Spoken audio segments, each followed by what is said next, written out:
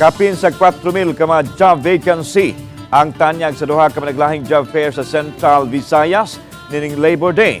Usa sa dakbayan Sugbo og laing usa sa Dumaguete City dito sa Negros Oriental.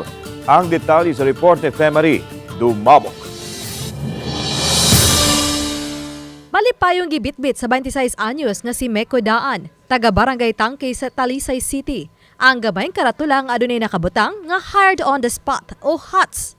Usa siya sa labing sayong milinya og misusi sa mga job opening nga gitanyag sa mga kumpanya og sa Dolly 7 dinhi sud sa usa ka mall sa dakbayan sa Sugbo.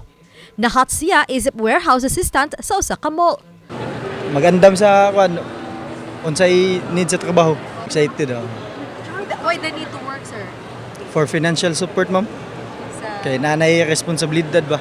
Samtang kining 27 anyos nga inahan gikan pa sa lungsod sa Ronda kinsa upat ka tuig nang wa makatrabaho human nanganak nang hinaot nga makatrabaho gikan sa Liboan ka mga job openings.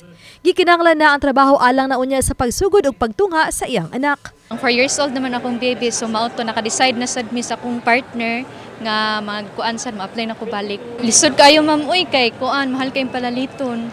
Then kuan ya aside sad na sad mi baby, nya school na sad padung. Sa dakbayan sa Sugbo nga job fair, 3,051 ka mga job vacancies gikan sa 25 ka mga participating employers ang tanyag ning ika-122nd Labor Day celebration sa Dolly 7. Usa lang kini sa ilang mga kalihukan ning adlaw sa mga mamumuo. Gisugdan kini sa commemorative program nga gihimo sa dakbayan sa Talisay. Mga opisyal sa Metro Cebu nagtagbo sa Talisay City Sports Complex uban ang mga nangulo sa Dolly 7, DSWD, DA o guban pa. Anaw sa bang payout sa tulong panghanap buhay sa ating disadvantaged workers kung tupad. May mga baligya usab gikan sa kadiwa ng Pangulo. Sa atong mga mumuo sa Central Visayas, sa Region 7, congratulations! We made it! We salute to you this Labor Day because Central Visayas is highest in our gross regional domestic product, which shows nga kinatasan ta for 2023 nilampos gyuta sa atong ekonomiya. Tingali ang angay nato isud sa tong utok karon. While kita tagsa-tagsa na trabaho para sa atong tagsa-tagsa ka pamilya, atong angay ibutang sa tungo ang atong trabaho nakatabang baglaing tao.